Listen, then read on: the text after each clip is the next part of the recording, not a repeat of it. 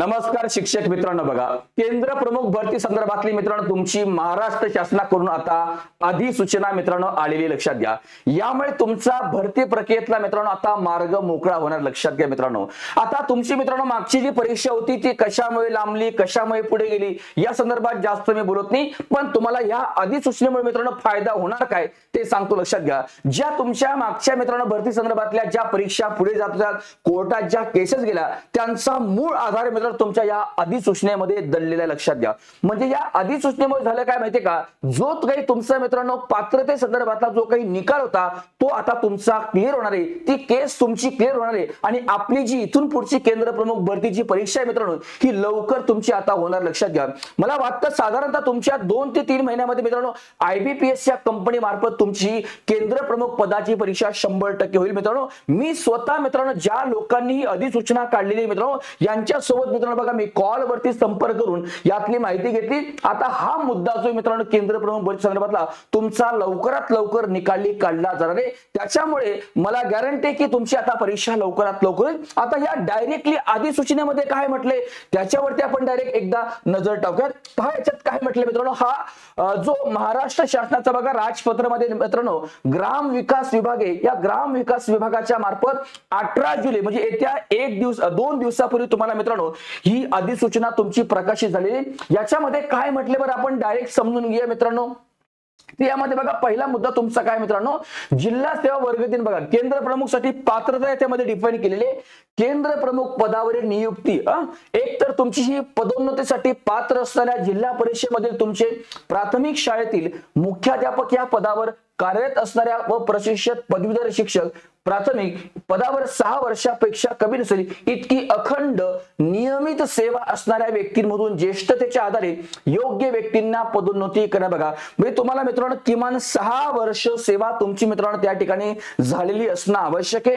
दुसरा मुद्दा याच्यामध्ये काय म्हटलंय, पदोन्नतीसाठी पात्र असणाऱ्या आणि त्या पदावर 6 वर्षापेक्षा कमी नसेल इतकी अखंडित नियमित सेवा असणाऱ्या जिल्हा परिषदेतील प्रशिक्षित पदवीधर शिक्षक प्राथमिक पद धारण करणाऱ्या व्यक्तींमधून पात्रतेच्या अधीन राहून ज्येष्ठतेच्या आधारे योग्य व्यक्तींच्या पदोन्नतीने करणे। बघा ज्येष्ठतेनुसार पदोन्नती करण्यात येणारे लक्षात घ्या मित्रांनो। पदोन्नती तुमची याच्यावरती बघा केंद्र प्रमुख पदावरती तुमची जी रिक्रुटमेंट आहे ही 2 प्रकार आहे। एक म्हणजे तुमची आता डायरेक्टली पदोन्नतीने होतच बघा, आणि दुसरा तुमचा आता एक्झाम द्वारे लक्षात घ्या। त्याच्यात पण क्रायटेरिया याच्यामध्ये डिफाइन केलेला आहे आणि पुढे सांगितले त्यांचा जो रेशो आहे हा 50-50 सांगितला। इथे पुढे तुम्हाला मी तो मुद्दा आल्यावरती, परंतु इथे काय म्हटलं बघा उपरोक्त नियम 1-1 येथे नमूद केलेल्या पदावरील पदोन्नतीने नियुक्तीसाठी जिल्हा परिषदेतील प्रशिक्षित पदवीधर शिक्षक प्राथमिक संवर्गाची ज्येष्ठता विचारात घेण्यात येईल। बघा जी तुमची ज्येष्ठता यादी असते मित्रांनो ती त्यासाठी ग्राह्य धरण्यात येणारे।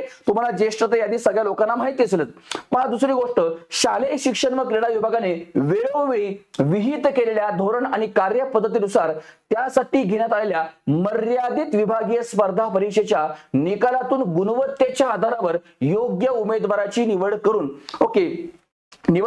ज्याने जिल्हा परिषदेमध्ये जाहिरात वर्षाच्या 1 जानेवारी या दिनांकात प्रशिक्षक पदवीधर शिक्षक प्राथमिक म्हणून किमान 6 वर्ष इतकी अखंड नियमित सेवा केली अशा लोकांना। म्हणजे मित्रांनो तुमचा जो महाराष्ट्र शासनाचा शालेय शिक्षण व क्रीडा विभाग आहे याद्वारे जी तुमची डिपार्टमेंटल एक्झाम घेतली जाते त्यामध्ये जी तुमची गुणवत्ता आहे मित्रांनो त्यानुसार तुम्हाला या ठिकाणी उमेदवारांची निवड याच्यामध्ये केली जाणार आहे। दुसरा मुद्दा याच्यामध्ये काय लक्षात घ्या, जो जिल्हा परिषदेमध्ये प्रशिक्षित शिक्षक प्राथमिक हे पद धारण करीत आहे व ज्याने शालेय शिक्षण विभागाने वेळोवेळी नियुक्त केलेली प्रशिक्षित पदवीधर शिक्षक प्राथमिक या पदासाठी शैक्षणिक अर्हता धारण केले आणि जाहिरात वर्षाच्या 1 जानेवारी या दिनांकास किमान 6 वर्ष इतकी अखंड नियमित सेवा केली। म्हणजे यासाठी जो तुमचा 6 वर्षाचा क्रायटेरिया हा कसा ग्राह्य धरणार आहे मित्रांनो, की तुम्ही ज्या वर्षामध्ये जाहिरात आलेली त्या वर्षाच्या 1 जानेवारीला तुमची 6 वर्षाची अखंड सेवा पूर्ण होणं यामध्ये आवश्यक आहे, लक्षात घ्या. ओके, आता दुसरा मुद्दा याच्यामध्ये काय म्हटलं बघा, केंद्र प्रमुख पदावरील नियुक्ती ही पदोन्नतीने आणि निवडीद्वारे, मी तुम्हाला अगोदर पण बोललो ही दोन प्रकारे नियुक्ती होत असते. एक म्हणजे पदोन्नतीने, जी तुमची सिनियरिटी लिस्ट आहे त्याच्यानुसार होत असते. दुसरं डायरेक्ट तुमची निवडीद्वारे अनुक्रमे 50-50 या प्रमाणामध्ये करणे, म्हणजे 50% पद जे तुमचे केंद्र प्रमुखाची ही पदोन्नतीने भरली जाणारी तुमची, आणि 50% जे पद हे तुमचे डायरेक्ट तुमच्या एक्झामच्या निवडीद्वारे तुमची भरली जाणार मित्रांनो, असं याच्यामध्ये स्पष्टपणे म्हटलेले. दुसरा मुद्दा याच्यात काय म्हटलं बा, केंद्र प्रमुख पदावर नियुक्त केलेली व्यक्ती, लक्षात घ्या या संदर्भात पण काही महत्त्वाचे मुद्दे बोलले त्याच्यामध्ये. ज्या जिल्ह्यामध्ये त्याने जिल्हा परिषदेच्या प्राथमिक शाळेचे मुख्याध्यापक किंवा प्रशिक्षक पदवीधर शिक्षक प्राथमिक म्हणून काम केले होते, त्याच जिल्ह्यामध्ये जिल्हा स्तरावर ठेवलेल्या ज्येष्ठतेच्या यादीच्या आधारे ज्येष्ठतेनुसार पदोन्नतीसाठी पात्र असणार. आपण कोणत्या जिल्ह्यामध्ये आहोत, कोणत्या जिल्ह्याच्या यादीमध्ये आपली सिनियरिटीमध्ये नाव आहे, त्यानुसार तुमची याच्यामध्ये मित्रांनो काय निवड याच्यामध्ये केली जाणार आहे. दुसरा मुद्दा, राज्यातील इतर कोणत्याही जिल्हा परिषदेत प्रतिनियुक्तीसाठी बघा किंवा अशा कोणत्याही बदलीसाठी पात्र असणार नाही. डेप्युटेशन वगैरे सारखा जो काही प्रकार आहे किंवा जे ट्रान्सफर आहे हे यासाठी पात्र असणार नाहीये. दुसरा मुद्दा याच्यात काय म्हटलं पहा, केंद्र प्रमुख पदावर निवडीद्वारे नियुक्त केलेल्या व्यक्तींची नियुक्ती आणि पदस्थापना यासारख्या सेवा शर्ती ग्रामविकास विभागाने शालेय शिक्षण व क्रीडा विभागाची सल्ला मसलत करून समुचित साधनांद्वारे वेळोवेळी विहित केलेल्या मार्गदर्शक तत्वानुसार नियंत्रित केले. बघा, शालेय शिक्षण व क्रीडा विभाग व महाराष्ट्र शासनाचा ग्राम विकास विभाग यांच्याद्वारे मित्रांनो बघा सल्ला समुचित करून काय याच्यामध्ये सल्ला मसलत करून याद्वारे समुचित साधनांद्वारे वेळोवेळी विहित केलेल्या मार्गदर्शक तत्वानुसार नियंत्रित केले. बघे, दोन्ही विभागाचं या संदर्भात तुमचं मित्रांनो काही सल्ला मसलत करून त्या संदर्भातले कंट्रोलिंग ह्या दोन्ही विभागांचं त्याच्यामध्ये असणार आहे. दुसरा मुद्दा याच्यामध्ये काय म्हटलं पहा, अजून केंद्र प्रमुख पदावर नियुक्त होणाऱ्या व्यक्तीने महाराष्ट्र नागरिक सेवा लहान कुटुंबाचं प्रमाणपत्र तुम्हाला माहिती आहे, तिसरं अपत्य संदर्भातलं बघा तेच तुम्हाला या ठिकाणी सादर करणं याच्यामध्ये आवश्यक राहणार आहे. याच्यात पण तेच म्हटले, लहान कुटुंबाचं प्रतिज्ञापत्र सादर केल्याच्या दिनांकास 2 पेक्षा अधिक अपत्य हयात असलेली व्यक्ती या नियमानुसार नियुक्त केल्या सेवेत नियुक्तीसाठी अपात्र. बघा, तुम्हाला आता याबद्दल जास्त माहितीच आहे मित्रांनो, पण पहा जर तुमचं तिसरं अपत्य असेल तर ते अशी लोक या ठिकाणी अपात्र असणार आहे, आणि तो तुम्हाला या संदर्भात शासनाने वेळोवेळी जे काही निर्गमित होणारे शासन आदेश आहे ते तुम्हाला या ठिकाणी लागू असणार आहे.